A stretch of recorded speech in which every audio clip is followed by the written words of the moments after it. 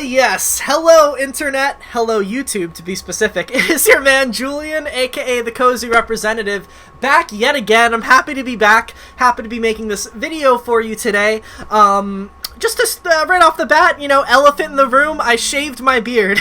Yes, I did not even really mean to do this. I went to the bathroom yesterday, and with just the intention of just trimming it a little bit, and, you know, the classic thing happened where I trimmed a little on this side, and then I tried to match how much I trimmed on this side. Oh, I trimmed it a little too much, trimmed it a little shorter on this side, and the mustache a little bit. Before I knew it, it was all gone, so here I am, back to being clean-shaven. I know some of you out there in internet land were not huge fans of my beard, so now is your time to shine. Today is your day, because I'm back to being baby-faced. But anyway, the second order of business, yes, today's video, Escape the Fate Part 2. Now, let me, before I get into it, I need to, you know, give a little backstory on what's going on here today. Now, as some of you know, I made an Escape the Fate video Part 1 on my channel almost exactly a year ago. Like, I'm pretty sure it's July of 2020 right now. The Part 1 was July of 2019, and a lot of people have been wondering, where is the part 2 of that video? Why hasn't there been a part 2? Well, let me just explain myself really quickly. I promise it's more than just me being lazy and not delivering. I promise it's a little bit more than just that. I mean, that's definitely part of it, but let me explain myself a little bit. Now, when I made that first Escape the Fate video a year ago, at the time, I think I had maybe like 50 subscribers on this channel, and like not a lot of people really watched me, or I was still starting out, and when I put that video up, basically, like, even in comparison to the videos I already had up at the time,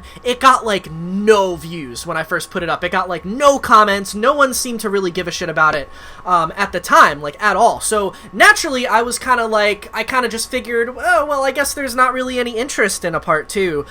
So I just kind of kept on trucking and doing my thing, and now, within, you know, over the course of the past month or so, there have been, you know, a bunch of people have now found that part 1 video and are like, hey, where's the part 2? So I'm very sorry that it's taken me a while, but without further ado, sorry that intro was so long. You know what? Fuck it. I'm done apologizing. I had business that I needed to address, to take care of. So without further ado, that is why it took me so long, and I'm happy to be here today to bring you, yes, that's right, the part 2 of, or, well, let me just say first, I am the Cozy Representative, back again, and today we are going to cover the Escape the Fate story, Part 2. We're gonna go over all the shit that happened in that notorious scene feud between the incarcerated Ronnie Radke and the Craig Mabbitt-led Escape the Fate. We're also gonna talk about the albums that Escape the Fate released while Ronnie was in prison, as well as kind of the genesis and the first few years of Falling in Reverse and what that was like, and then kind of a spoiler alert, but the, you know, conflict resolution, the end of the beef, which may or may not have happened as well. Stay tuned to find out. Either way, without further ado, it's your man, the Cozy Representative, aka Julian. Let's get into it.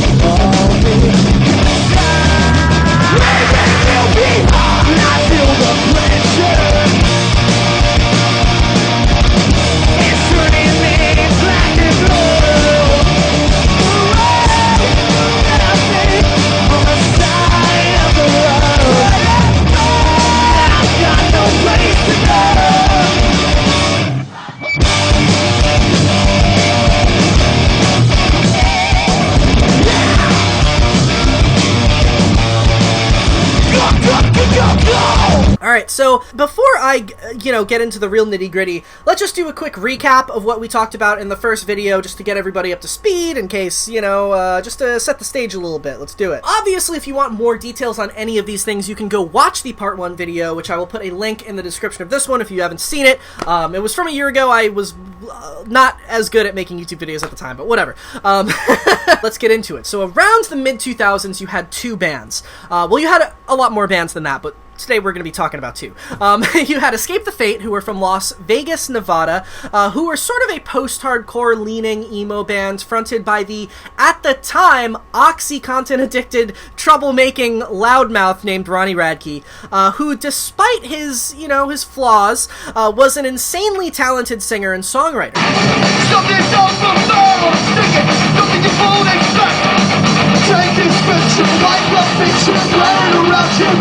With Radke at the helm, Escape the Fate released their debut full-length, the critically acclaimed, bona fide scene classic Dying Is Your Latest Fashion on Epitaph Records back in '06. And then you had the band Bless the Fall, who were a Christian metalcore outfit, at least when they started out, from Phoenix, Arizona, who was fronted by a young man named Craig Mabbitt. With Mabbitt at the helm, Bless the Fall released their debut called His Last Walk on Science Records in 2007, which is now looked back on as somewhat of a scene classic in its own right. Despite Mabbitt's role as the frontman of a, squeaky clean Christian band, at the time, Christian metalcore was all the rage, and those bands were known for not drinking, not partying, not even cussing sometimes, because they were right with Jesus or whatever.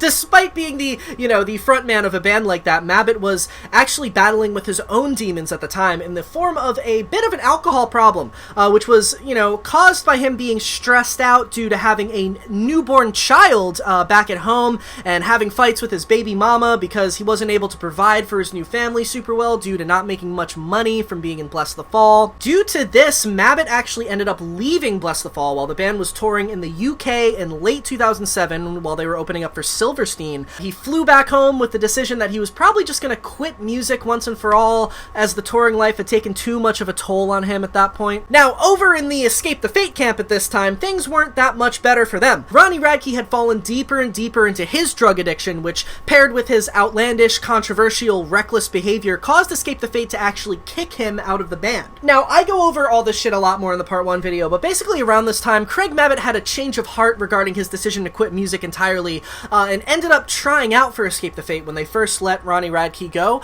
but then Escape the Fate actually decided to try to give Ronnie a second chance, which didn't work out due to Ronnie violating the terms of his probation, landing him 2.5 years in prison. Now, it is a common misconception that Ronnie murdered someone. Now, this is not true. If Ronnie Radke murdered someone, he would have served a lot more than just 2 years in prison. He was, however, the scapegoat of a fight that went down that resulted in the murder of somebody else, but Radke was not the one who pulled the trigger. Because of this fight, Radke pleaded guilty to battery with substantial bodily harm and was ordered to be placed on probation for 5 years, and due to him violating his probation, he ended up in prison for 2 years. We're gonna be hearing a bit more about the details of this fight and also Ronnie's, legal battles and the specifics of all this in Ronnie's own words later, so if any of that confused you, I know that's a lot of info. Stay tuned. Either way, Ronnie was absolutely not in Escape the Fate anymore at that point. He was in prison. And they ended up appointing Craig Mabbitt as their new official lead vocalist in around mid-2008, and this is where the story of this video officially begins. There was a lot of beef between the two parties, the new Craig Mabbitt-led Escape the Fate and the, at the time, imprisoned Ronnie Radke, which continued from Ronnie's end once he got released from prison a couple years later. Like I said, we're going to get into it. Welcome, my friends. My name is Julian, aka the Cozy Representative, and this is Escape the Fate, the Escape the Fate story, part 2, part deuce. This war is ours. Let's go, my friends. A man convicted of battery is on the run tonight. Ronald Radke was found guilty for his role in the death of 18-year-old Michael Cook. He was shot and killed more than 2 years ago now. Fox 5's Bob Deninis is live near Shadow Ridge High School with the very latest on this. Bob. Shelley, this is near where the shooting happened more than 2 years ago. Tonight we talked to the mother of Michael Cook. She's still hurting, wondering how Ronnie Radke is still on the run. Take a good look. Ronnie Radke, the authorities searching high and low for the 24-year-old on the run. A little more than 2 years ago, Radke and his friends met up with Michael Cook and his friends. A fight was supposed to go down. Things went bad. Shots were fired. Cook was hit and killed. Radke was the one that challenged the fight in the beginning. Michael Cook's mother met with us out at the cemetery where her son is buried. She was surprised to find out Ronnie Radke, who still has a site on MySpace, which says he's online, once a part of the band Escape the Fate, jumped bail. You know what? Yeah, I was kind of hoping that maybe he would follow through. He seemed in court that, scared. And I really kind of thought that he would. The charges against the alleged killer were dropped. 22-year-old Chase Rader had a viable claim of self-defense. But Radke was convicted of battery, facing 18 to 48 months, was granted a 5-year term of probation, but now he's nowhere to be found. You know what I tell him? Turn yourself in and get the help that you needed. You know, you need help, and you need to turn yourself in, Ronnie. There's also video of Radke on YouTube. It's still up there. The question still remains, where is this guy? I'm Bob DeNennis for Fox 5 News at 10, local, Las Vegas. And Radke has some unique physical traits. Here's a look at him. He has a tattoo on his neck. It's a bird with the word Dad along with a spider web and a skull. He also has a scar in his left wrist. So if you have any information about his whereabouts, call 775-684-2644. Guys, listen. We hate people that try to be our friend. They go behind our back and betray us. You know what? This song's dedicated to those maggots that shook your hand wherever you were for years. You finally find out that they're really not your friend at all. They just want a fucking piece of whatever you have. So you take those friends, you ball them up, and you throw them out the fucking window. This song is dedicated not to them. The song's actually dedicated to the ones that were there after them. These are called your true friends. The ones that stab you right here when it needs to be. So, put your fucking hands up and put your arm around your real friend right now. Come on, motherfuckers. Cause So, I want to start off this video by talking about the first album that Escape the Fate made with Craig Mabbitt at the helm, which was This War Is Ours. So as soon as Craig joined the band, they pretty much raced right into the studio immediately and wrote the majority of this record in the studio, sort of piecing together little riffs and guitar ideas that guitarist Monty Money had until they were full songs. The band was under a lot of pressure from their record label Epitaph to get a second record done, considering their debut, Dying Is Your Latest Fashion, was already about 2 years old at that point. You know, things in the scene moved very quickly and they needed to keep the ball rolling to keep the kids hooked. I think it's extremely interesting how this record came together, considering, like I said, Craig had literally just joined the band before they wrote and recorded it. They didn't really have the time to, you know, flesh out their musical chemistry together yet, and it was also just in general written very quickly in the studio, which even if you're a band that theoretically has had all of the same members together for a while, being forced to write a record really quickly in the studio, that's not really how creativity naturally flows. That's difficult all in itself, let alone having a brand new lead vocalist. I know that if I were in Craig Mabbitt's position at that time in a brand new band writing a new record very quickly, I feel like I would just be too anxious and uncomfortable with the whole situation and probably would just end up writing a pretty bad record, you know, a pretty forced album. However, despite all the odds stacked against them, somehow, by the grace of the post-hardcore gods, the new Craig Mabbitt-led Escape the Fate somehow cobbled together what is, in my opinion, a truly great record. A record that is definitely looked back on as a real classic in the scene at this point, and it's really kind of stood the test of time and remains to this day one of the best records in Escape the Fate's entire catalog, if you ask me and a lot of other fans. I don't know how they did it, but somehow they did. Like I said, because of the circumstances and how it was put together, this record theoretically shouldn't have been a great record, but it is. So, Escape the Fate's sophomore release, This War Is Ours, was officially released on October 21st of 2008 through Epitaph Records. The album debuted at number 35 on the Billboard 200, selling 13,000 copies in its first week, so you know, not amazing, but not bad at all. Some pretty decent sales. The album was produced by John Feldman, a big-time producer known for working with Blink-182, as well as the singer of the band Goldfinger. Craig Mabbitt has stated that it was basically like a dream come true for him to work with John Feldman. Craig had idolized Feldman since he was in high school, considering John Feldman basically discovered the classic scene band The Used, who were one of Craig's favorite bands growing up, so Craig basically got to work with one of his bucket list producers, so to speak. Now, right off the bat, This War Is Ours is musically, like, very, very kind of shockingly different from both Craig's past in Bless the Fall as well as Escape the Fate's old music. Craig obviously came from a more metalcore background with Bless the Fall, who were a much heavier band with more emphasis on breakdowns and screaming.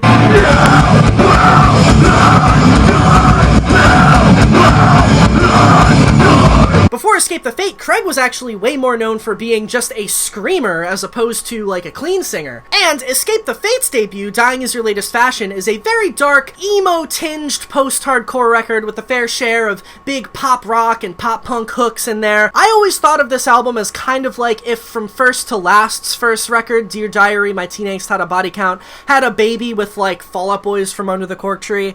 That's Dying Is Your Latest Fashion, if you ask me. On This War Is Ours, however, Escape the Fate pretty much, like, threw out the rule book as far as what the fans may have expected the record to sound like. This War Is Ours really is, at heart, a pop rock record, with sort of hints of hard rock in there, as well as some proggy, sweet-picking lead guitar riffs from Monty Money sprinkled in.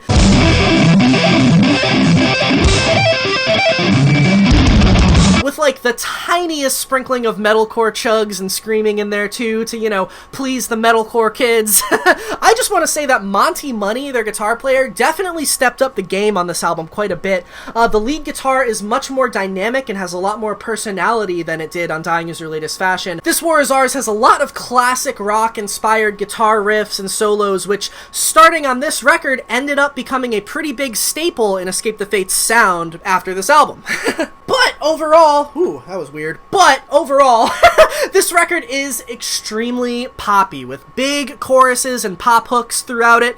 Even the heavier tracks are pretty poppy. The record starts out with We Won't Back Down, which is an anthemic track with more of an intense, driving, hard rock edge to it, with a very big chorus on this one. Into the song On to the Next One, another poppy, hard rock track. The title track, This War Is Ours, which is a sequel to Dying Is Your Latest Fashion's The Guillotine, this is The Guillotine Part 2, is definitely the heaviest song on the record, with the most breakdowns and screaming and metalcore influence, with some sort of Avenged Sevenfold type influence on the verses. But even this song still has a very catchy, big hard rock chorus repeating throughout it. Maybe the most interesting song on this whole album is the song 10 Miles Wide, which has a guest vocal from Buck Cherry's vocalist, Josh Todd.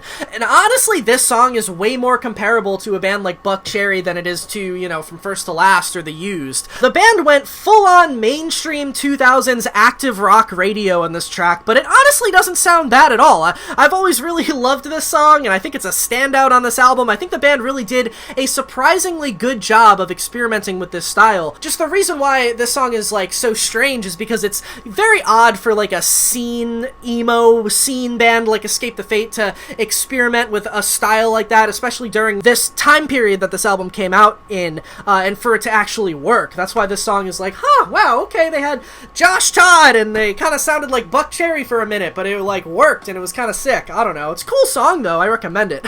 This leads me to the two songs that, you know, even despite 10 Miles Wide, the two songs that stick out like a sore thumb on this album. Easily the two poppiest songs, not only on this record, but the poppiest songs that Escape the Fate ever made, or that Craig ever made in Bless the Fall, obviously. Those two songs are Ashley and Something. Ashley, baby, you make me feel so alive. Those songs take Escape the Fate to brand new, uncharted pop territory for them. Two songs that probably pissed off a lot of fans at the time, a lot of metalcore purists. We know how close-minded those, those metalcore fans were at the time. Ashley and Something both have a lot more in common with, like, Mayday Parade or even the All-American Rejects than they do with any metalcore or post-hardcore band, or Buck Cherry for that matter.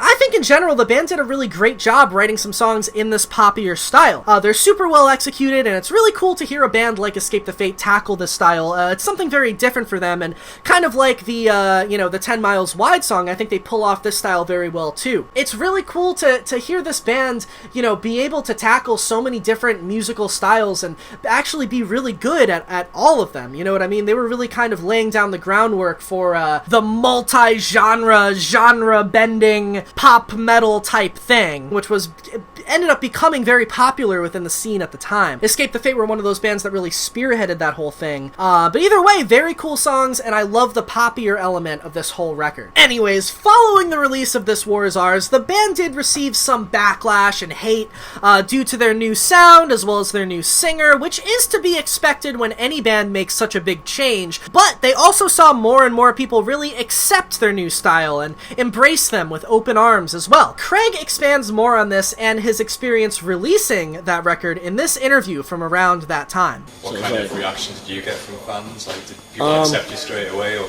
Oh no. Was there a lot at of, like, first it was MySpace definitely just a lot of back and forth hate. Oh, we love Craig. Oh, we hate Craig. You know, support Craig. And does that affect you, or? It didn't really affect me because I was really surprised at how well, like, there were so many fans that I had from my prior band that just moved over, and they're like, you know, we're gonna stick with you, man, no matter what you do. We fucking love you. And it was just like, seeing that, I don't even care if it was one kid that was messaging me saying that, you know, that was awesome. And, you know, the hate has never outweighed the love at all. There's never been, like, more hate than there is love. And, you know, you just slowly started watching it change, you know, once we started playing more shows, once more kids started watching YouTube videos, you know, once we started releasing songs, people warmed up to it, people started liking it, and now I get messages online about people apologizing, you know, sorry I was so mean, and I was like, it's all good, I don't care, like, never affected me, because any criticism is good criticism. Also, I think it's extremely worth noting that a big reason why the band was getting a lot of hate at the time was because, well, Craig had to replace Ronnie Radke, who was a really big name in the scene at the time and had a lot of fans just on his own and had a lot of natural talent and was a really strong vocalist and had made an incredibly big mark on the scene with the stuff he did on Dying Is Your Latest Fashion. Craig's a good singer and a good guy, but he didn't quite have the larger-than-life, enigmatic personality that Ronnie had, and a lot of people weren't willing to accept him at first. You know, Craig was more of just like a laid-back dude, and Ronnie was this thing, you know what I mean? And at the time, because of that, there was a big split between the fans. There were people in the so-called Team Craig camp versus the Team Ronnie camp. It's kind of comparable to when Kurt Travis replaced Johnny Craig in Dance Gavin Dance way back in the day. No matter how good Kurt was in Dance Gavin Dance, people still gave him a ton of shit simply because he wasn't Johnny Craig, who at the time was a very big name in the scene with a very beloved voice. People loved that he just had natural, God-given talent, and he was a big personality too. It was a really similar situation to Craig replacing Ronnie. In fact, the band actually addressed all the kids who hated on them and preferred the Ronnie-fronted Escape the Fate better in this other interview, also from the This War Is Ours era. Do haters bother even coming to the shows? Yeah. I see assholes sitting there like, hey, we're gonna come, we're gonna riot at your show, we're gonna make a Ronnie chant, and we're gonna do this or we're gonna do that. Like, I don't see them. Like, they come up to me afterwards and apologize. Usually, like, they like write me a nasty message or whatever else, and I don't really care. Like, you know what? Like, fucking, I love when people hate on me. You know what? At least you're talking about me, bitch. You know? And I'll say it straight up. There's no need for there to be any fucking hate, period. Because Escape the Fate stayed together. Escape the Fate made a new record. We all came together. We're all stronger, and we're fucking making music for the people that want to listen to it. And that's the only thing that matters.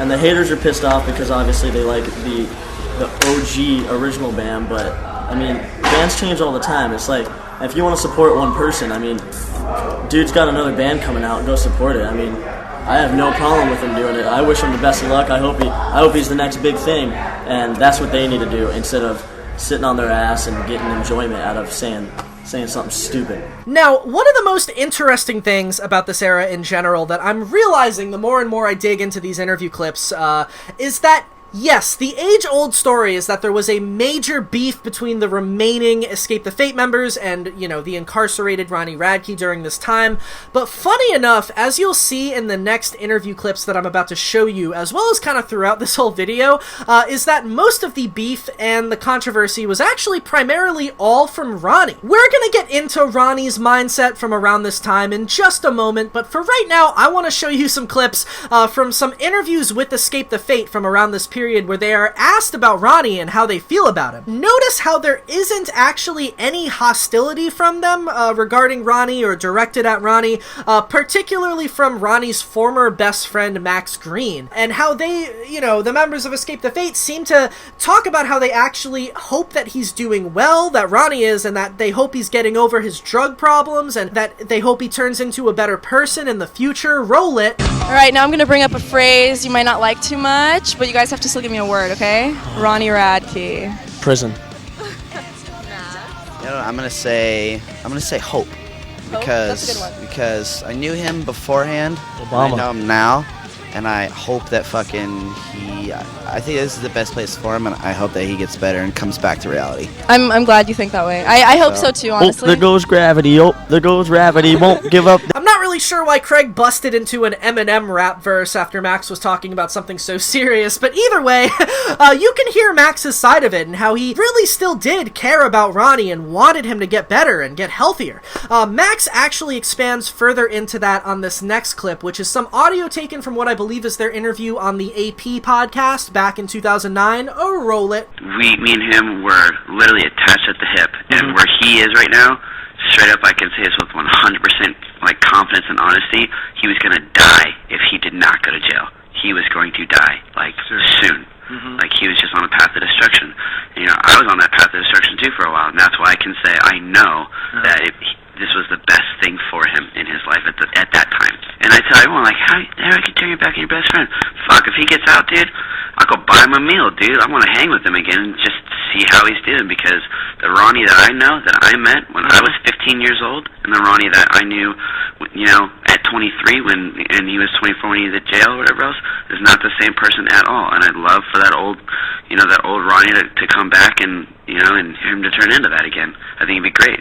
So obviously, at least in the press, there wasn't any personal beef from any of the members of Escape the Fate towards Ronnie as a human being. It's actually pretty sweet, really. They just want to see their old friend get better, and then they also just want to keep playing music in their band, which is what they were doing. Despite this, as I mentioned earlier, the band was still receiving plenty of hate from fans of the band who just wanted Ronnie back or preferred Ronnie to Craig, and also the burden of kids who would come to shows and chant Ronnie's name or talk shit to Craig from the crowd. Check out this clip of Craig calling out a Team Ronnie heckler from a show around this time. Somebody over on this side of the room see the R word? Who was it? Who was it? Who was it? No, I'm serious. No. Wait, Robert, wait. Somebody on this side said, Ronnie's better, bro. Who was it? Because you can get the fuck out, dude. We're here to play music. So, despite what they were saying in interviews, this sort of thing that I just showed you sort of perpetuated the idea that Escape the Fate had some sort of beef with Ronnie, or that they hated Ronnie, when in reality they just had beef with the kids who came to their shows and acted like knuckleheads and talked shit from the crowd. Those are the people that they had the beef with. I mean, if you're in a band and you're on stage trying to do what you love, and there's some little asshole kids in the crowd yelling that you suck and that your old singer was better, naturally you're gonna get pissed off, and, you know, maybe you've had some drinks in you, which Craig often did during this time. You might just say something about it, causing kids on the internet to believe that the beef is a lot bigger than it actually is. I think that's a lot of what really went down during this time. Speaking of this, the most infamous example of this happened in this clip of Craig calling out a Team Ronnie heckler in the crowd at Warped Tour 2009. I already showed this clip in the Part 1 video that I did, but I'll show it again because it is important and also from this era. Roll it. Fucking you missed the old singer. He's locked up in Nevada. Go suck his fucking cock, you faggot.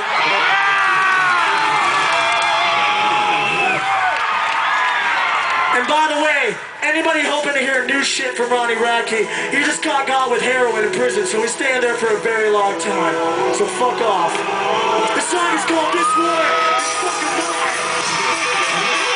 That's right! Craig told the crowd that Ronnie got caught with heroin in prison and that he won't be getting out for a while. Pretty fucking crazy, right? Now, this is an important instance because the reality was Ronnie was actually completely sober in prison at the time and was working very hard at his sobriety and had not gotten caught with any heroin in prison, and his sentence was not extended at all. None of this was true, basically. Apparently, Craig had heard this news about Ronnie from someone in Monty Money's family before he went on stage. Right before I got on stage, I think it was somebody in Monty's family came up and they're like, hey, guess what? He just got caught with like drug possession in prison or whatever. And I was like, what? They're like, yeah, he's not getting out this month like everybody talked about. I was like, oh my fucking God, it sucks. And then I went on stage and there's this little fucking douchebag kid the whole time. I did not hit him. The whole time just giving me shit. So then I repeated that and that video just blew up online. Everybody was like, oh, Craig, you're a piece of shit. And that was the one time I ever said anything negative. He then got on stage, some Team Ronnie kids were heckling and talking shit, which pissed Craig off, so he blasted that information, into the mic at them. It's basically just like a fuck you to these kids, stop chanting Ronnie from the crowd. But, the information that he shouted to the crowd ended up being fake news, literally. Apparently, Ronnie had actually caught wind of the fact that Craig had spread these lies about him on stage from where he was in prison, and it did not make him very happy at all, but we'll get into Ronnie's side of this, like I said, in just a moment. So, while Escape the Fate were out touring with Craig as their singer, playing shows with Chiodos, and promoting their new John Feldman-produced album, living it up, and eager to start anew and leave their messy past behind them in the rear view, Ronnie Radke was living a very different reality inside of a jail cell. The then 24-year-old was going through some of the craziest shit you could possibly go through as a human being during that time, going from being a troublemaking, loud-mouthed young singer of a rock and roll band, experiencing his first glimpses of fame and success and indulging in all the drugs and booze there is to indulge on, to being locked away in a correctional facility, being forced to get sober and be ripped away from the rock and roll party lifestyle and spend his days in a jail cell surrounded by fellow prisoners. On top of that, unlike the Escape the Fate guys who were ready and willing to move on and live their lives amicably without Ronnie harbored hate and resentment towards his former best friend Max Green, who he felt had betrayed him by keeping the band they started going without him, and Craig Mabbitt, who he felt was living in his shadows and basically stealing his fame, stealing his spot in the limelight. There's a really interesting phone interview that Ronnie gave when he was in prison that gives some really good insight into specifically what he was feeling and where his head was at during this point in time and what his plans for the future were.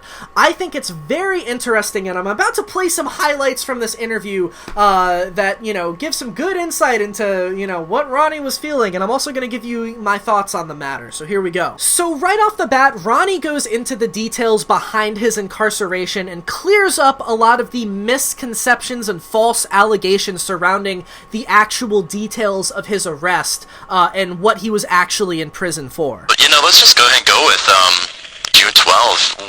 Take me through the day that you were basically taken into custody. Like, what happened? What did you eat? Okay, I was in June 12th wasn't the day. It was June 15th. I was caught. It all happened crazy because they put me on the news, right? Yeah. Over a probation violation, but then they said parole violation, right? Right. But it wasn't, and they got it all fucked up. They put me on the top 10 story, and then they said involved with murder. Then they brought the victim's family in, and what everybody really doesn't know is what really happened that day. You know what I mean? And for the media and the public to see that, it's just devastating. You know what I mean? So I was picked up right after Father's Day, and they set my friend up, and they tapped my phone. They sent me to the fugitive unit. They thought I was in another state or country or something. So they tapped my phone and they tricked me, and they had all these these undercover cars and a helicopter, and you know what I'm saying? So that's how they caught me. So what did you do? Like, how did it start? Did you wake up and Well, I've been doing drugs. You know what I mean? This is a blessing in disguise. I would say it's like a blessing in disguise to me because I needed help. But no one, my band, turned their back on me, even though some of them in the band are just as guilty as I am. Oh yeah, absolutely. So you were all twacked out on drugs and shit, and you were just you didn't know what you were doing, so you head outside, and then shit. Well, my friend calls me, and she's like, "You want me to come bring you something?" And I was like, "Yeah, sure." She tricked me, Yeah. Wasn't really my friend, I guess, but that's what I needed. You know what I'm saying?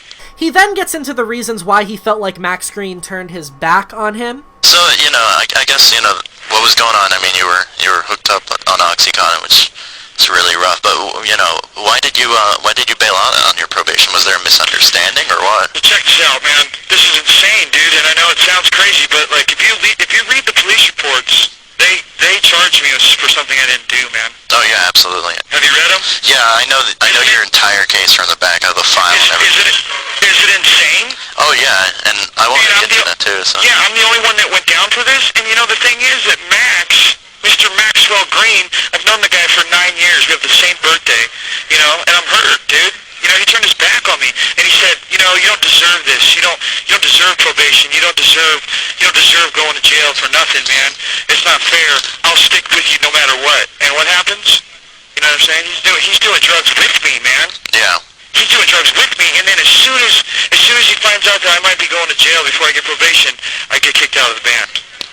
He then, and this is really interesting, he talks more about the fight that went down that had gotten a guy killed, you know, that Ronnie was present for. How the person who actually pulled the trigger got self-defense because the other party pulled out guns first. Crazy shit. And what Max's involvement with the fight was also.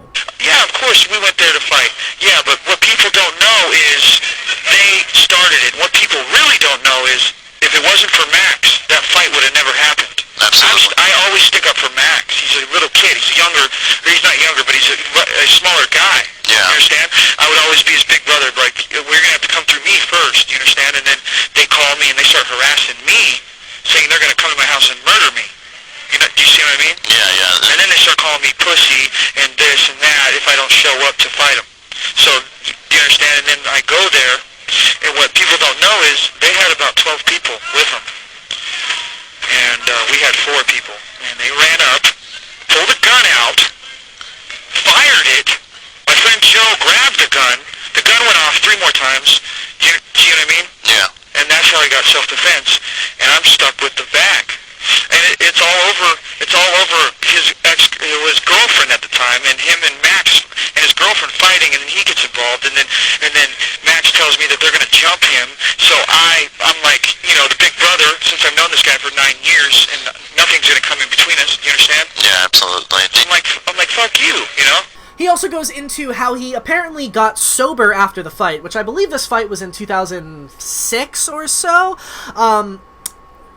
So Ronnie apparently got sober around then, but according to Ronnie, Max got him into drugs again, because Max was an addict too. These are all Ronnie's words at the time, you know. Yeah. Do you regret making the decision to go to the fight that day, or? Of course, man. I regret going to that fight, man. I regret it, and I blame it not all of it, because, you know, I take responsibility for my actions, obviously, now that I'm sober and understand it more. But I was high then, too, man. Yeah. I was high then, and I went to rehab after that, and I did good, and then, you know, I don't even want to say this, but Max, you know, gave me drugs again. Straight up.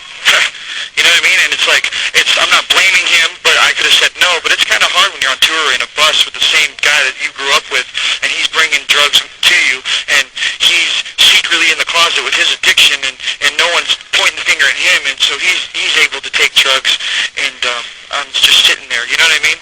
So in this part, he talks more about Max and also about Escape the Fate's new music at the time, the This War Is Ours album, which is interesting to hear him talk about. And he also talks about Craig and how, you know, how he felt that Craig was trying to be him and that how Craig wanted his fame. I don't know. I'll just play it because it's really, I don't know, it's really interesting to hear him talk about that. I'm the foundation of that band, but they don't understand. Have you heard their new music? Yeah, I haven't. I don't mind it. I mean, it's good, but it's different. It's very different than what you guys were doing. And that's what people need to know is, I mean, you can have your opinion and everything, but I get 25 letters a day, and people are like saying it sucks or it's not you, and I call my friends and they're like, oh my god, I can't believe this. He's trying to be you. He's dressing like you. He jumped off the stage and broke his leg trying to jump off the stage like you. Come on, man. You know what I'm saying? Yeah, I mean, that kind of goes into another thing, but, you know, you and Mabbit were, when everyone's friends. From Exactly. And how upset were you that, about the band's decision to hire him after they fired you?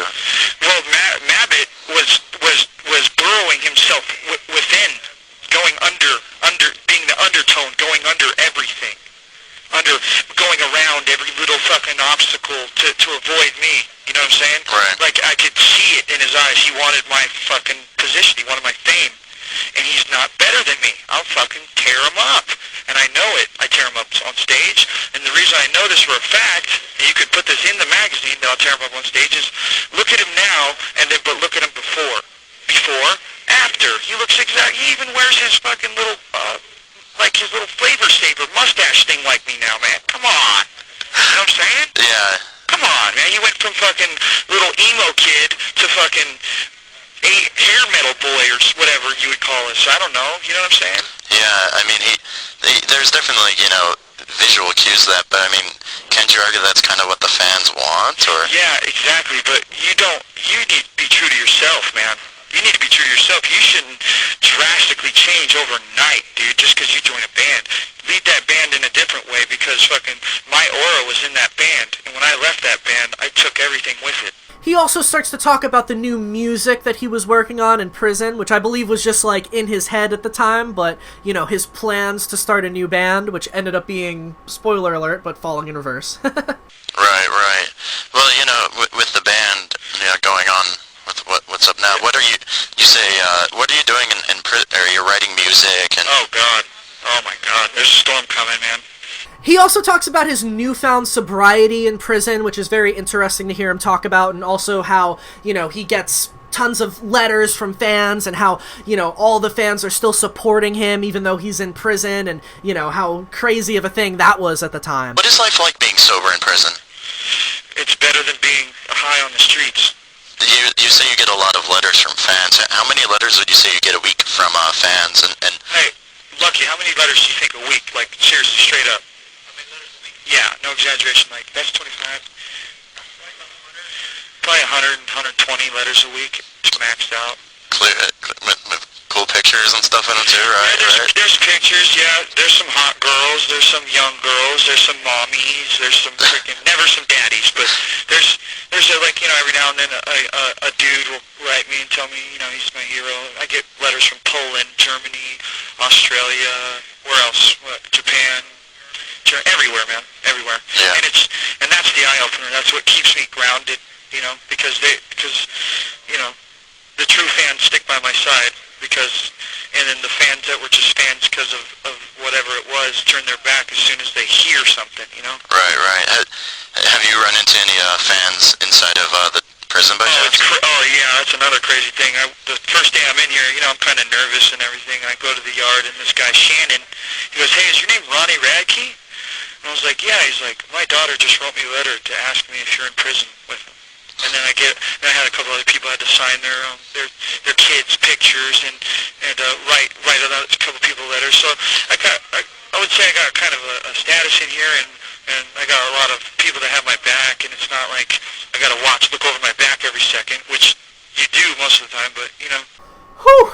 Pretty fucking crazy. Ronnie was obviously dealing with some pretty heavy shit at this time and had a lot of weight on his mind that he obviously needed to work through. Even though he was incarcerated and a lot of people had the story wrong and wrongfully thought he was a literal murderer, he still had legions of dedicated fans anxiously anticipating his release and return to music, and still had plenty of support from fans behind him. While Ronnie was sitting in his jail cell passing the time, stewing in hatred of Max and Craig, theoretically throwing darts at a theoretical dartboard with Max and Craig's, picture on it, big things were actually starting to happen in the Escape the Fate world. For their upcoming third record, Escape the Fate actually made the move from Epitaph up to a major label, Interscope, who released their self-titled record on November 2nd of 2010. The album had charted at number 25 on the Billboard 200, as well as number 1 on the Hard Rock Albums chart, as well as receiving generally positive reviews from critics, and was Escape the Fate's most successful album to date. Pretty fucking awesome for them, right?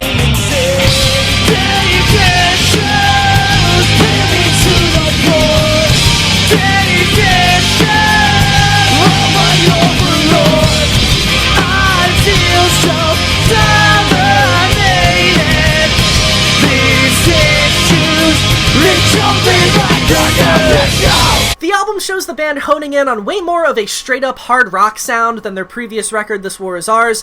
This album is way darker, and aside from the hard rock vibe, there are also undertones of sort of a Marilyn Manson-esque industrial influence throughout the album on songs like Gorgeous Nightmare or City of Sin, as well as a return to the band's early metalcore influences on songs like Massacre or The Aftermath. There's a lot more screaming and heaviness and breakdowns and darkness, as well as, you know, big hard rock choruses and whatnot. It's a really cool album, honestly. I like this one a lot. Overall, there are some great choruses on this album and some awesome anthemic rock tracks, like on the lead single Issues, or the songs Day of Reckoning or Lost in Darkness. Songs like Zombie Dance and City of Sin bring forward some sounds that haven't really been explored before by Escape the Fate. And overall, this album sounds like a more fleshed out, fully realized version of their previous record, This War Is Ours. This album is very well-rounded and is a satisfying listen all around, and musically speaking, it might just be Escape the Fate's best album. I don't quite know if this album has achieved the classic status amongst fans that This War Is Ours or Dying Is Your Latest Fashion have, but if we're talking about songwriting alone, on this album we definitely see Escape the Fate bring forth some of the best material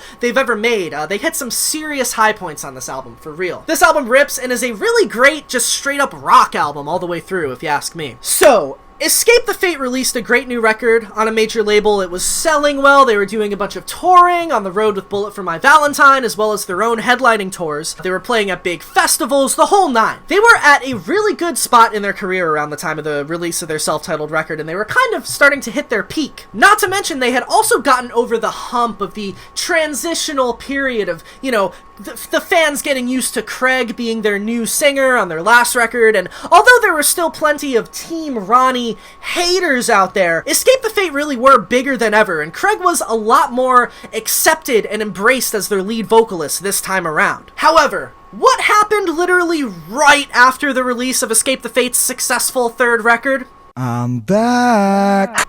That's right, y'all. Ronnie motherfucking Radke gets released from prison. Get ready, y'all, because this is where shit is about to get spicy. Ronnie was released from prison in December of 2010, and just a week later broke his silence and gave his first interview with Alternative Press, which is just as juicy and crazy of an interview as the one we went over earlier was when he was in prison. Here's some interesting quotes from that first interview with Alternative Press when he was first released from prison. So far, what's the biggest change for you being out of prison?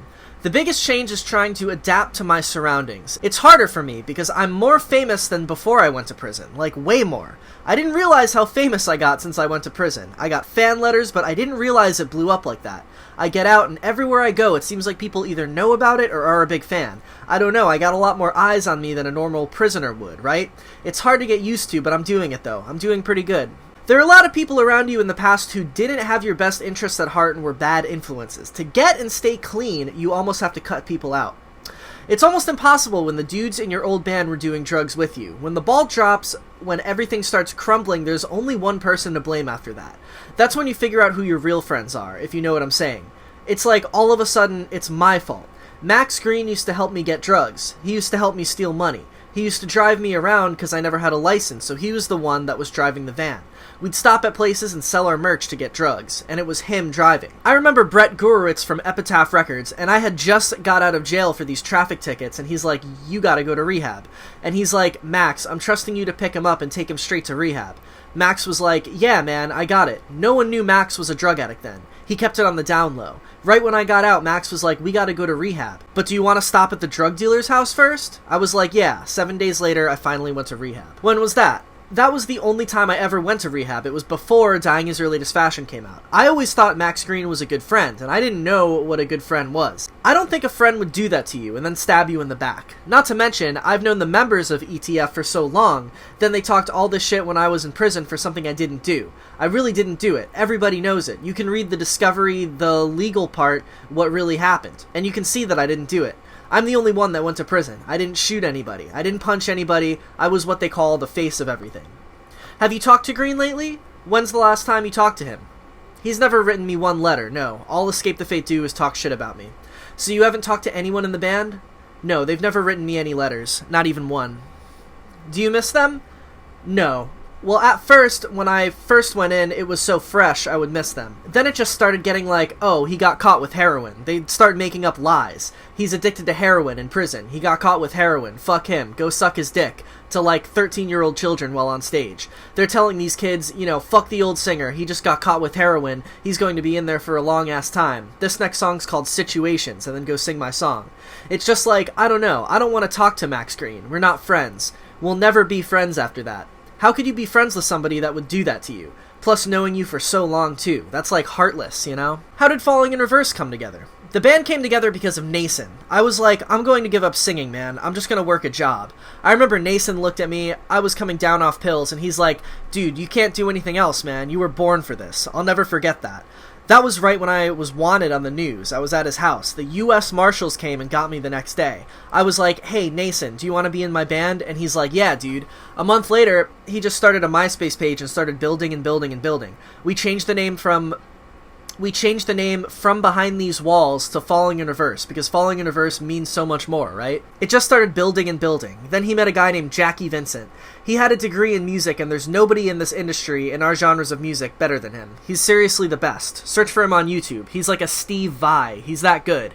And he's 21 years old. He's like Sinister Gates. He's really good. Then we got this guy named Derek Jones. He played in the Agony scene. He also played in this band called A Smile from the Trenches. We've been going through drummers. A couple drummers didn't work out because there were some drugs involved, and I don't want to be around anybody that does drugs. We're just going to have somebody fill in for the drums on the album. We'll find a drummer, though. We're supposed to drive on the 27th to go record this album. Musically, what are the new songs sounding like? I can't even explain them. You know what's crazy? To dress up like 80s hair metal bands back when I was doing it in 2007, no one did that, okay? Nobody did that. And if they did, it was not how we were doing it. I get out and there are bands that look exactly like Escape the Fate, and it's like, I'm so proud. I feel honored, man. That's so cool. That made me very happy to see that people would actually do that. On Dying Is Your Latest Fashion, it was an accident putting songs like The Guillotine with breakdowns, then the next song on the album is called Reverse This Curse, and it's like a Blink-182 poppy song. That was just an accident. I just did that because that's what I wanted to do. I wanted to do something different. Now everybody's doing that. Breakdowns, and then poppy songs next, then breakdowns. Nobody was doing that kind of stuff before. It was either breakdowns the whole time, like heavy bands screaming, or pop. Now everybody's doing the breakdown/poppy thing.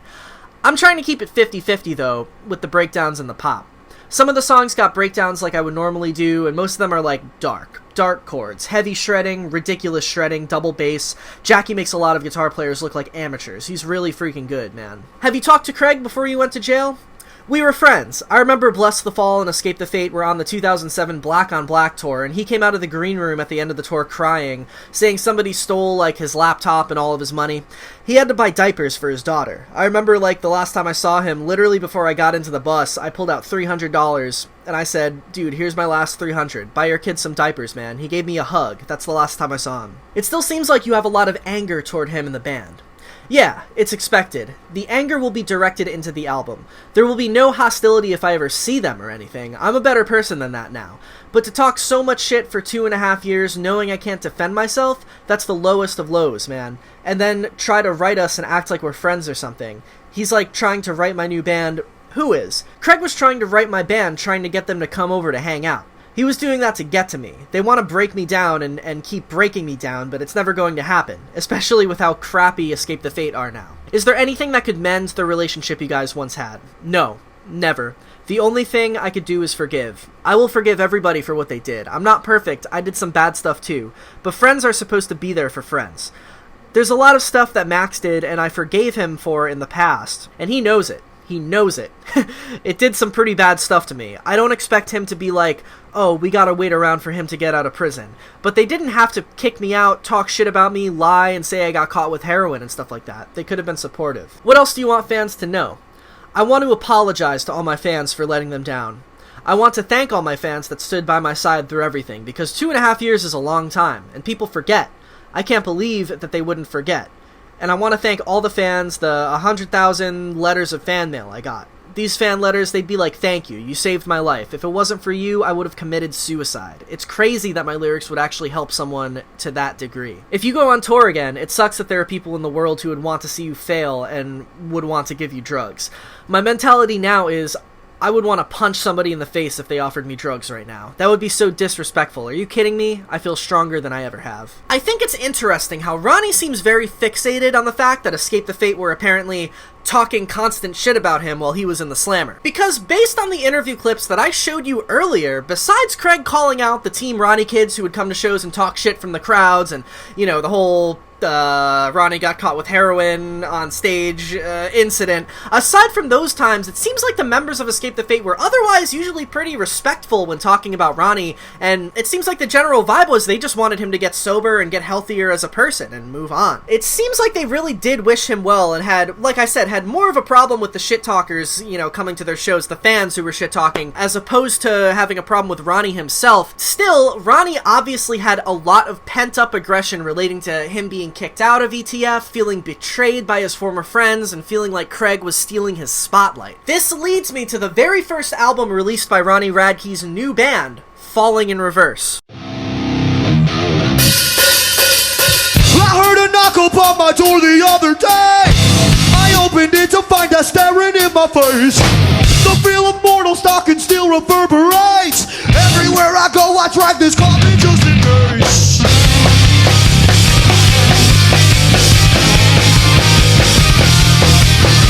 So, on July 26, 2011, the debut full-length from Ronnie Radke's new band, Falling in Reverse, The Drug in Me Is You, was released through Epitaph Records.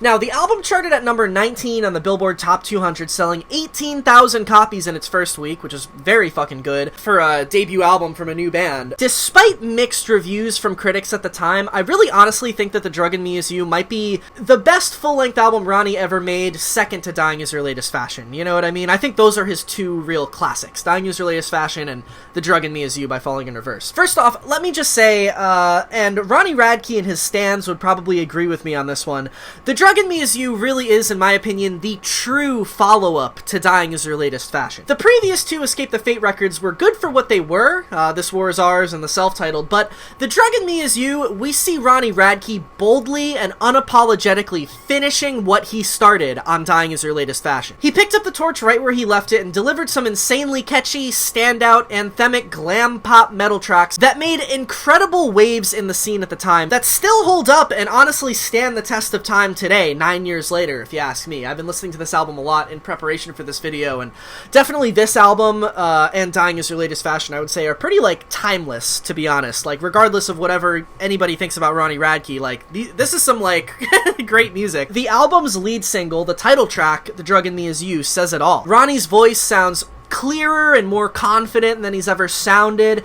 The melodies are catchy and impeccably well crafted. The lyrics are deep and introspective and dynamic. The guitar work is captivating and well done, and the fucking classic rock lead guitar solo absolutely slays. The chorus is about as perfect as a pop rock and roll chorus can get. This song is intense and anthemic, yet still being playful and fun.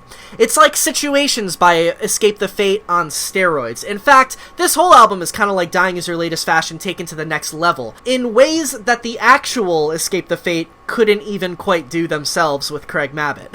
The same thing could be said about the other standout tracks on the album, like the bouncy I'm Not a Vampire, where the lyrics recount the darkness surrounding Ronnie's former drug addiction, or Good Girls Bad Guys, which probably has my favorite chorus on this whole album, along with some really fun lyrics on this one and a great music video. Raised by Wolves, for example, is another great track, which mixes glam rock, pop, and metalcore perfectly. It's very important that I bring up the fact that, unlike Escape the Fate's previous two albums, with Craig singing, which didn't feature any overt lyrics relating to Ronnie, except for maybe the album title This War Is Ours might have been relating to that, but I think that's unconfirmed. But if you look at the lyrics of This War Is Ours or Escape the Fate self-titled, none of the lyrics have anything to do with Ronnie himself. However, that is quite the contrary on this Falling in Reverse album, because a good majority of the lyrics on this thing are directly referencing and aimed at Escape the Fate, and talking about his departure from that band, and some are even viciously talking shit about Craig Mabbitt. It's pretty crazy. Very bold. The first example of this is on the song Raised by Wolves, which is the opening track on the record, where Radke says, Due to mistakes I have made to the state, I am trapped inside a Dillinger, diligently thinking of ways, that's a cool line, to get out of this god-awful place. I have learned that my fate is something I can't escape. Oh, shit! Oh! Here. Also, in the heavy-ass, intense fucking bridge of the song, Ronnie boldly proclaims, "This is the end of you. This is where I draw the line. And I won't lose. This war is mine." Oh, shots fired, dude. Fucking, he's going for the throat right now. Ronnie even gets more savage on the second verse of the next track, Tragic Magic, where he very brazenly and directly talks shit towards Craig Mabbitt. "I dug a hole 10 miles wide, ooh, so I can throw all of you inside. You're such a dumb fuck. You need to shut up. You bring a picture of me every time you get your hair cut. Imposter." Obviously, I mean, it's very, like, clearly directed at Craig Mabbitt based on the things that Ronnie was saying in his prison interview about how he felt that, you know, Craig, like, changed his hair to look like him or whatever. I don't think Craig really did. I don't think, like, knowing Craig Mabbitt, and he just seems like a really chill, down-to-earth dude. I don't think he was, like, trying to be Ronnie, you know? I think that Ronnie, I don't know, man.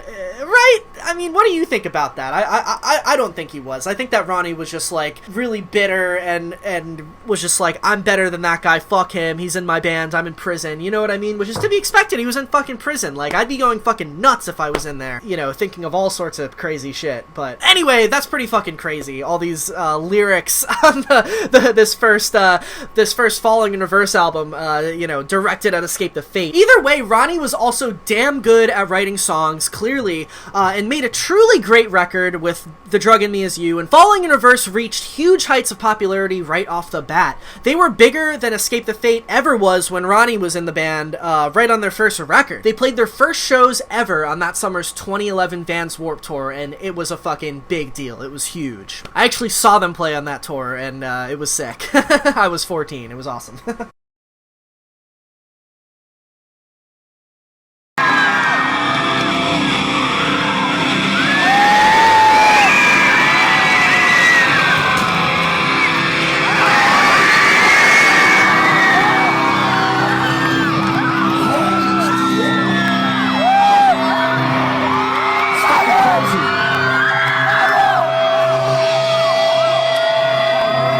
Guess what? I'm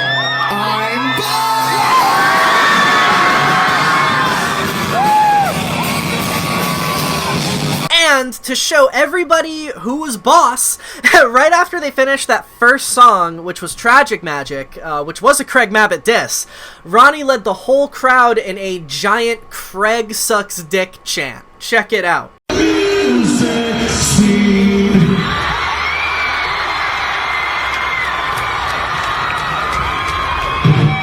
This is fucking ridiculous. Hey, this is technically our first show.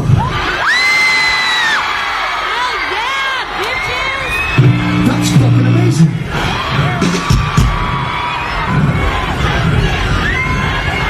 That's right. What? Who? Craig sucks dick. He does suck dick. Craig sucks dick. Craig sucks dick. Louder. Craig sucks dick. Louder. Craig sucks dick. Louder.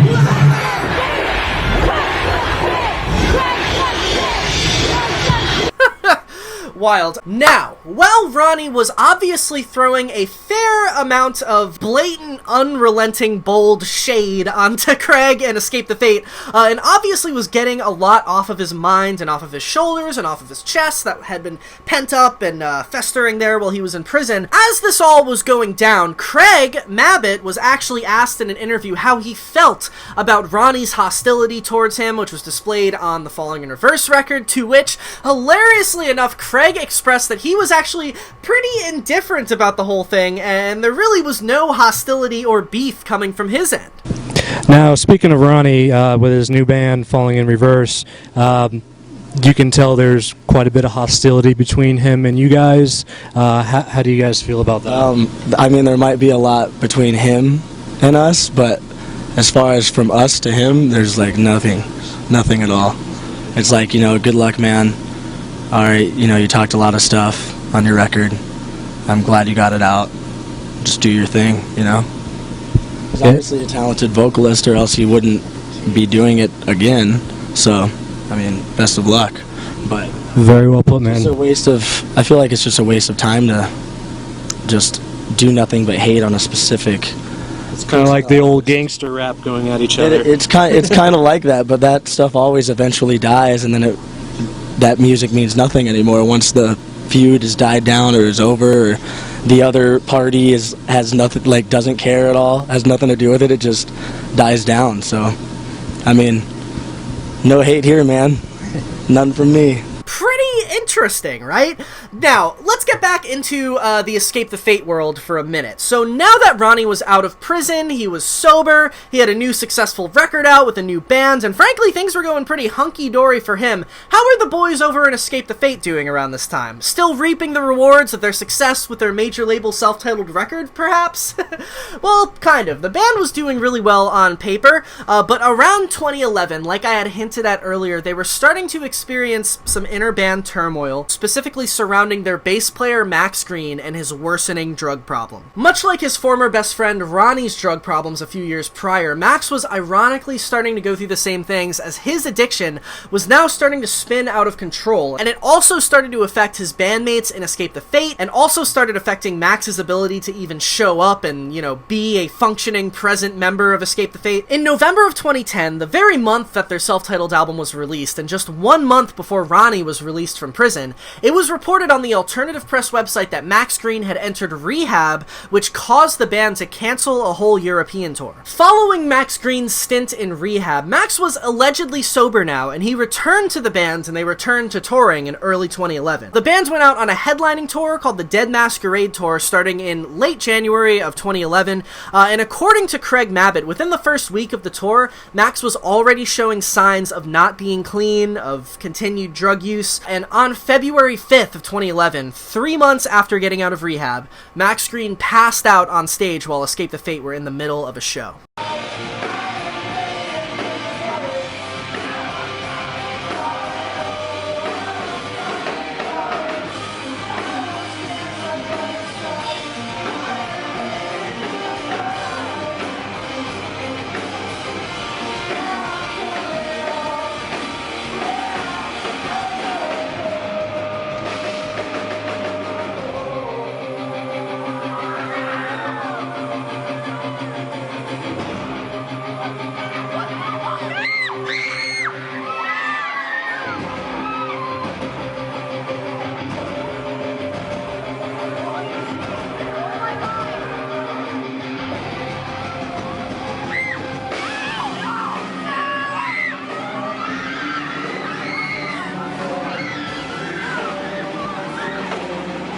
So in the eyes of the band, it was obvious to them that because of Max passing out on stage, it was quite telling of the fact that he was still using and still wasn't in a good place to be out on the road. Because of this, they sent him home once again and got a fill-in bass player for the rest of that headlining tour. Now later in 2011, they attempted having Max come back out on the road yet again, but they were still, at that point, still having problems with Max being present and functional and sober. I'll pass it over to Craig, answering some interview questions from around this time, later on in 2011, where he's talking about Max and what was going on with him, and his unreliability in terms of being in the band at that point, and also his continued and worsening drug problems. It's very interesting. Check it out. Now, Max took off part of 2011 due to being in drug rehab, and now he's back in the band. How has he been since returning?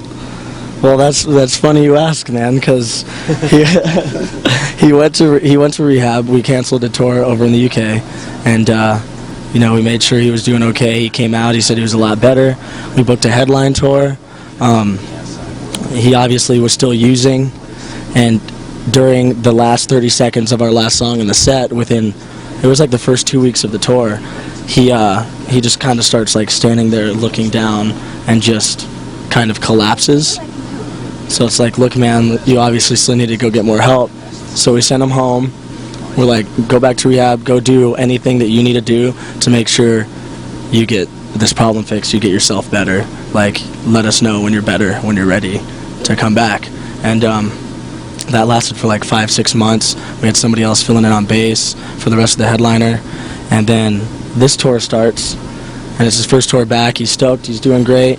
Then he had a DUI he had to take care of in Canada, so he couldn't tour Canada. So he flew home to go take care of his DUI, and now it's been 2 days since Canada, and it's gotten taken care of, but Max is not here today, still. So Max, if you're watching this interview, I love you, man. Come jam, dude. Get well, man, because you need to be part of this empire with us. Yes, you do. Now, Max Green has kind of been in and out, I guess because of drug issues, which is really sad, because if I had created a monolith, I would want to be a part of that monolith. I wouldn't want to watch it. And he says he wants to be part of it, but it's just been getting so difficult. And the guy has such a fucking big heart, you know what I mean? He's a great guy. But my little brother just got out of his stint with heroin, and it literally makes you a completely different person. And the person he is, with the stuff he's on now, is not a person I want in my life at all. And it sucks, dude.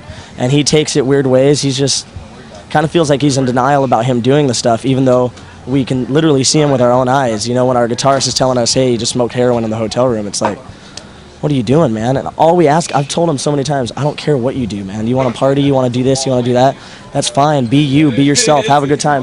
But the only thing you need to make sure you get done is you need to play your show, you need to meet your fans when there's a signing. That's it. That's literally all you have to do. And he just can't do it. And it sucks telling fans every day with his face on their t-shirt, and they're like, where is he? Why isn't he on at the signing?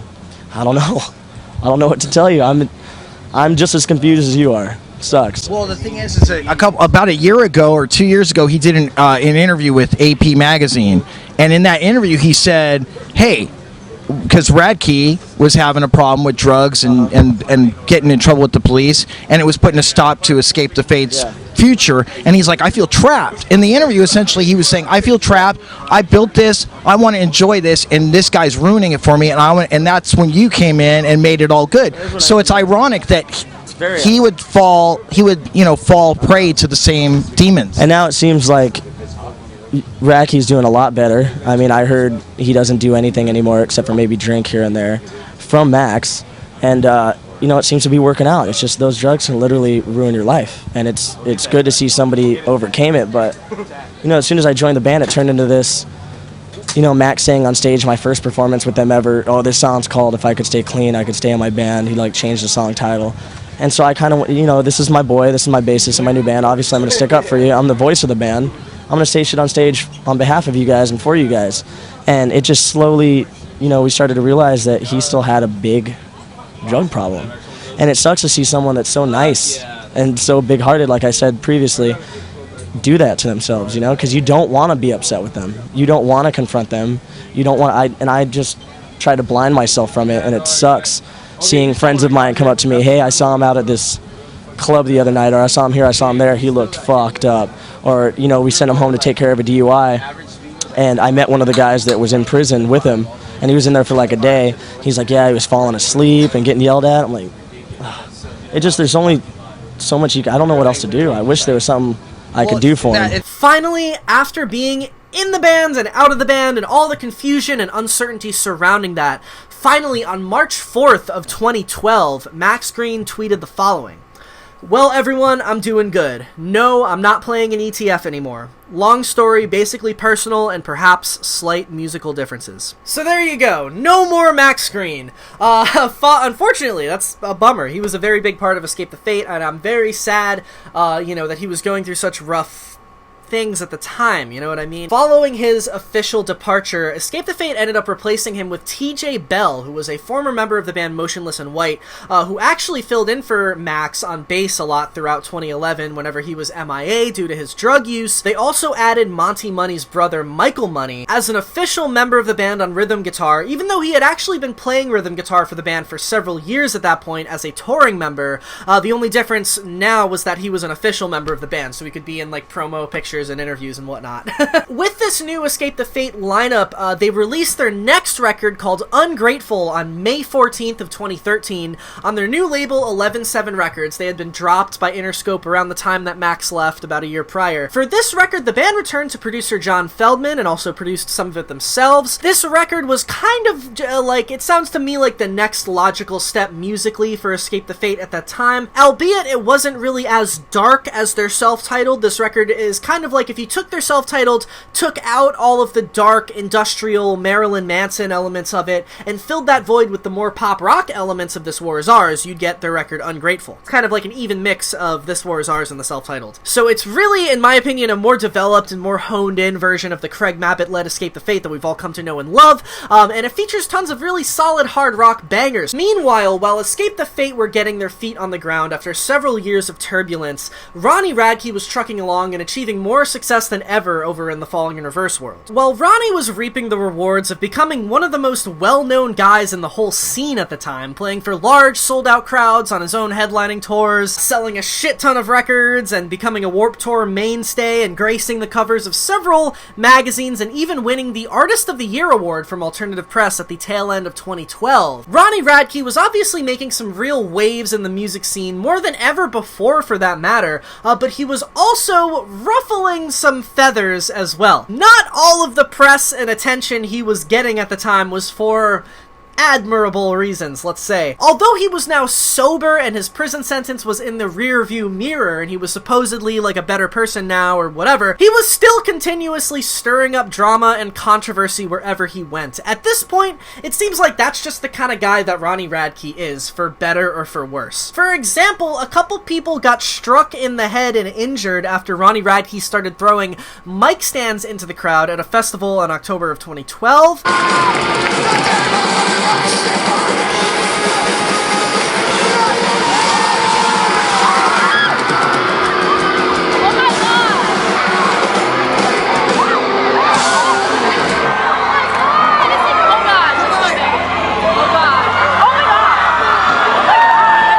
Around that very same time, he engaged in a very publicized beef with the band I See Stars, who he kicked off of his The Thug in Me Is You tour, also in the fall of 2012, because the band was, according to him, unprofessional and disrespectful, and also were apparently using drugs on the tour, which rubbed Ronnie the wrong way, considering he was sober at the time. Following I See Stars getting kicked off of the tour by Ronnie, fans of I See Stars who were bummed that they could no longer see them on the tour would show up to the shows and chant, "I see stars, I see stars," during Falling in Reverse's set, which always made Ronnie extremely pissed, and there are several instances, several videos on YouTube where he would stop the show when people would do this, verbally berate the I See Stars fans, and then kick them out of the show. 1 second. Can you hit the crowd lights?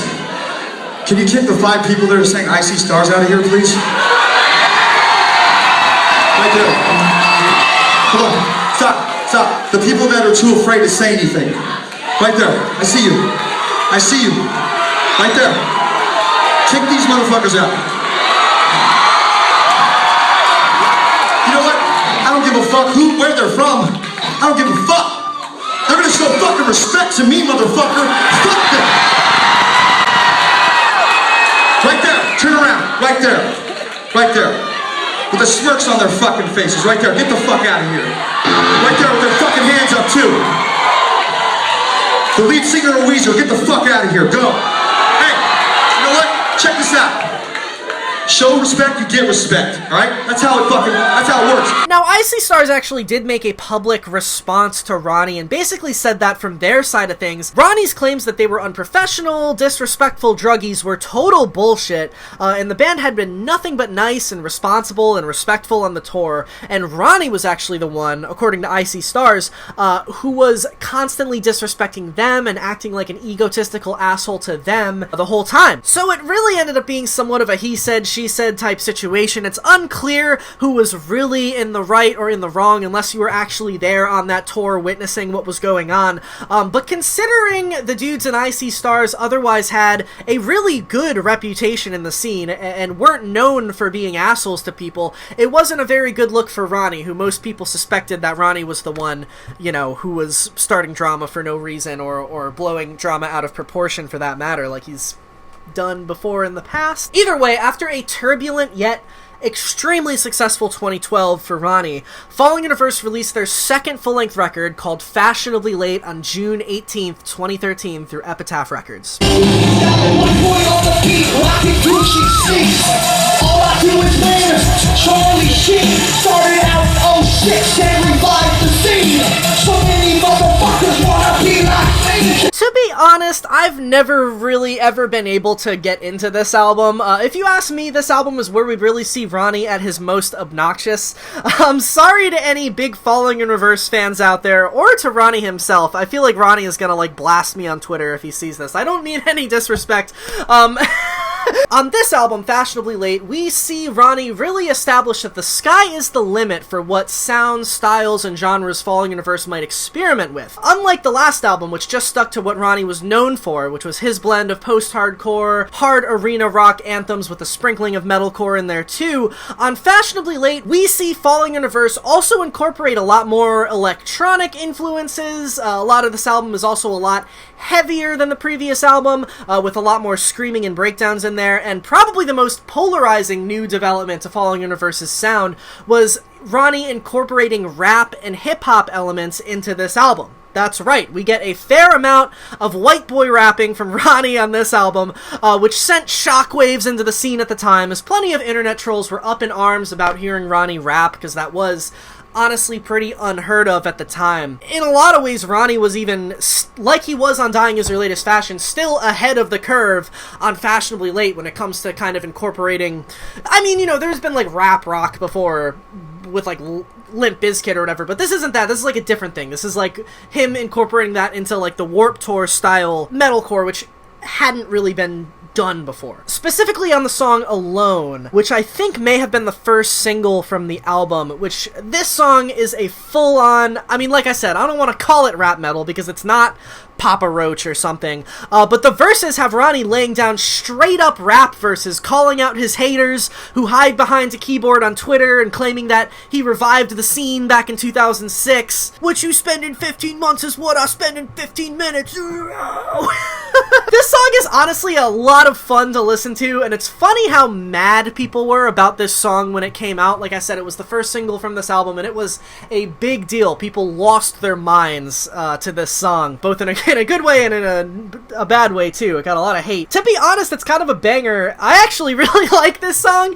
It's really funny. It's the one song on this album that I go back to semi-regularly. I think it's a really fun song. I do not take Ronnie seriously on it at all. Like, it's one of those songs, it's like listening to Freaks by Broken Side or something. It like bumps, but in a way that it's like funny. You know what I mean? Other than that, like I said, I've tried, but most of this album really just isn't my cup of tea. The title track, Fashionably Late, is okay, but it's nowhere near as great as anything on the first record.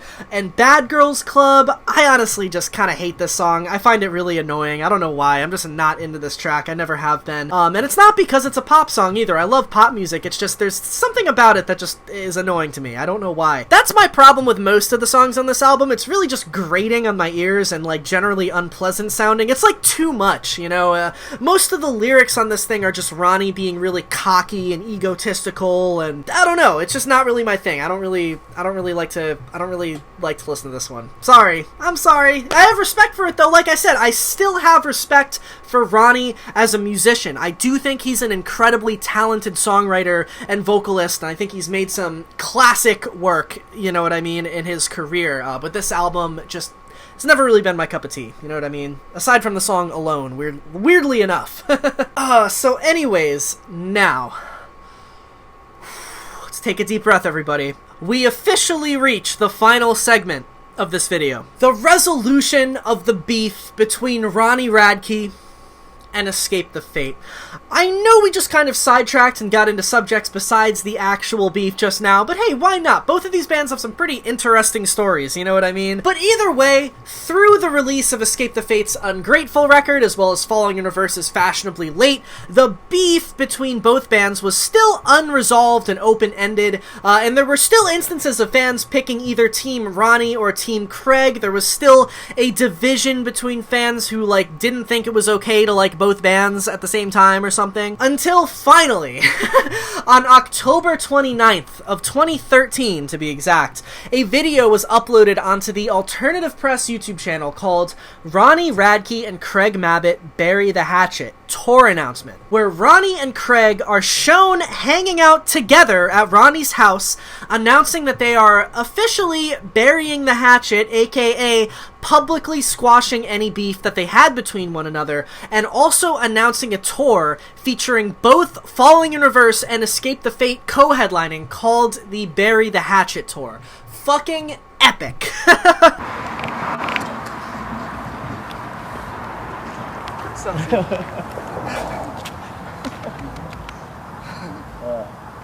doesn't change.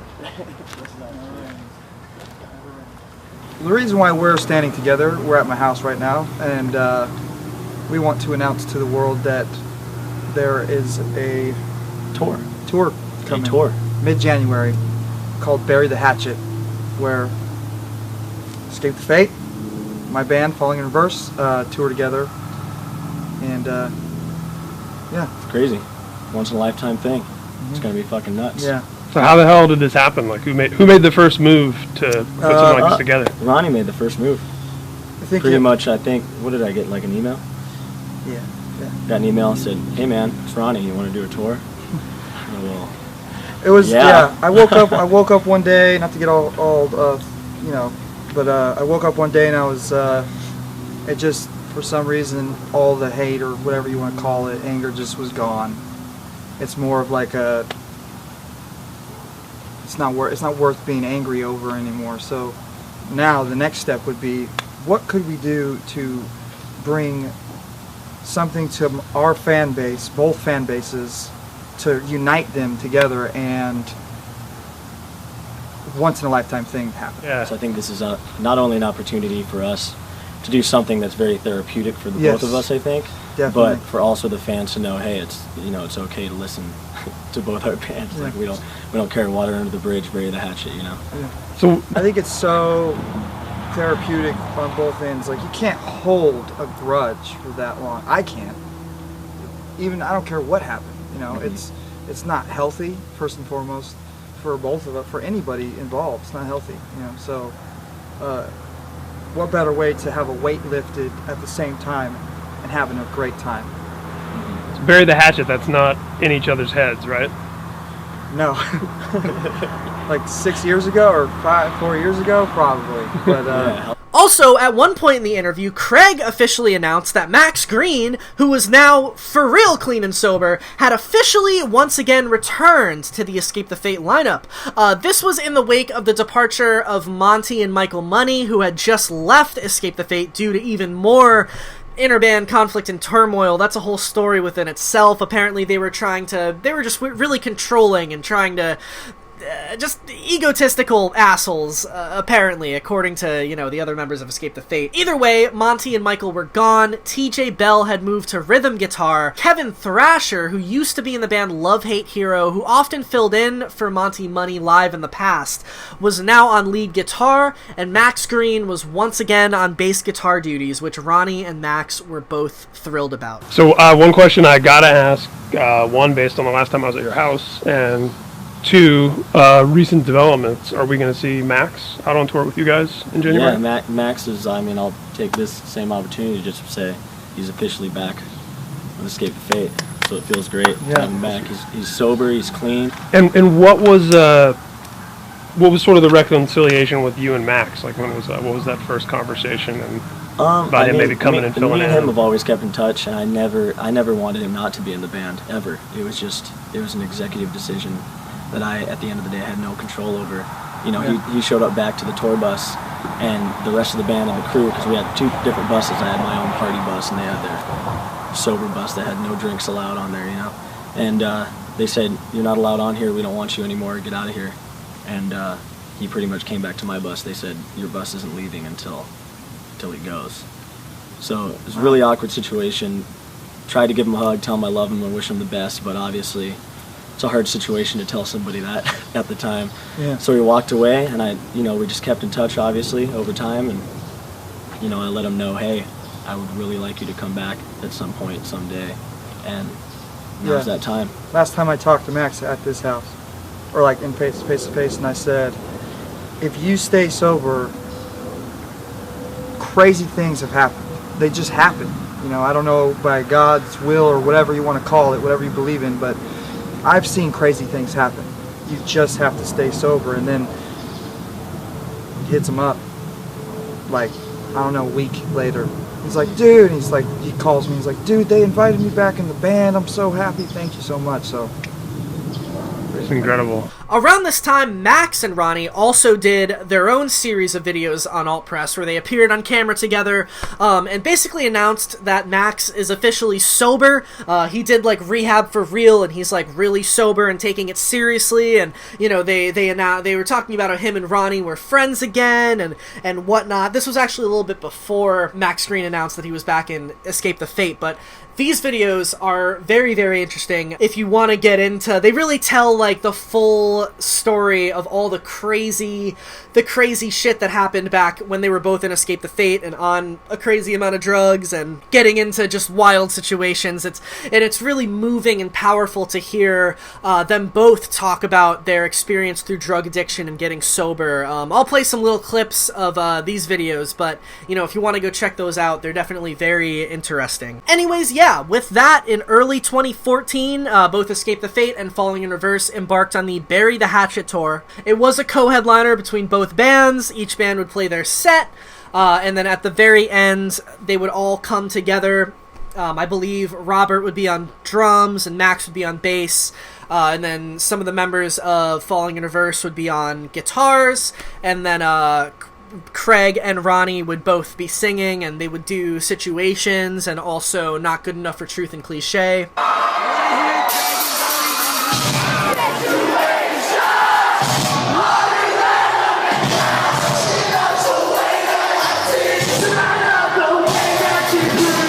And it was really dope to see them all together, you know, playing these songs live once again. It was really fucking cool for the fans at the time. I remember I was into both bands at the time, and it was just a really exciting moment to see them really finally squash this beef and just know that they're all cool with each other. It was very heartwarming, and all the interviews that they did from around this time, you know, they were all just so excited about what was going on with both bands, and that they were just able to do this tour, and that the tour was such a success, and that all the fans were so excited about it and everything was going well. It was just a really cool time for both bands, you know what I mean?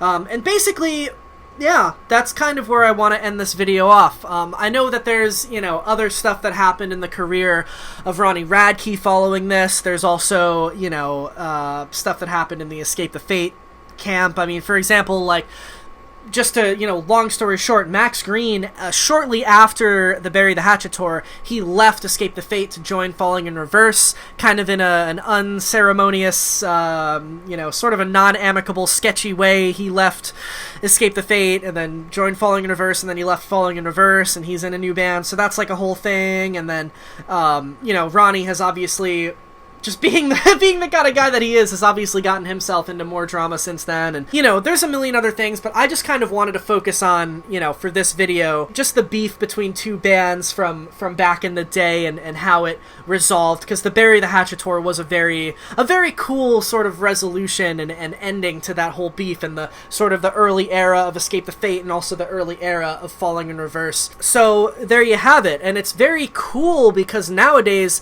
you know, Escape the Fate are still a band. They're still kicking it. I think their most recent album that they put out 2 years ago, the album I Am Human, I believe it's called, is probably the best album that they've made in a really long time. I actually really, like, enjoyed that album. I was really pleasantly surprised by it. A lot of really good songs on it.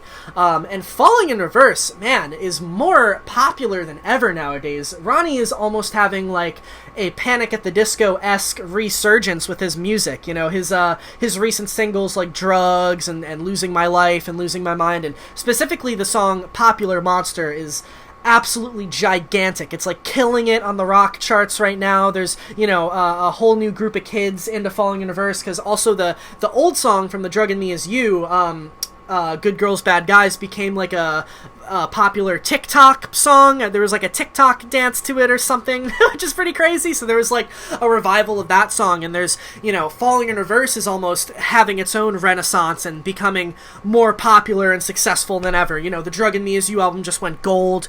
So both bands are still killing it after all these years, after, you know, the Dying Is Your Latest Fashion came out 14 years ago now, and still to this day, all those dudes are still killing it. Even Bless the Fall, you know, Craig's old band, they're still going with Bo as the singer. Like, The Word Alive is still around. Like, all those bands are still around and still killing it, and it's fucking awesome. It's crazy. And yeah, that's basically it. That was the tea, sister. Thank you all for watching. I really do appreciate it, as always. Thank you all so much for the continued support. I am so grateful for, you know, all the support this channel has gotten recently, and I have a lot more videos coming up, some really exciting stuff right around the corner, I promise. Thank you all. Thank you so much for being fucking awesome to me. Follow me on Instagram if you want to, you know, sort of get more updates on what I'm doing and whatnot. Instagram.com/cozyrepresentative. Yeah, thank you all so much if you made it to the end of this video. I appreciate you. I love you. I can't say it enough. Thank you. It has been your man Julian, aka the Cozy Representative, and I will see you next time. Peace out.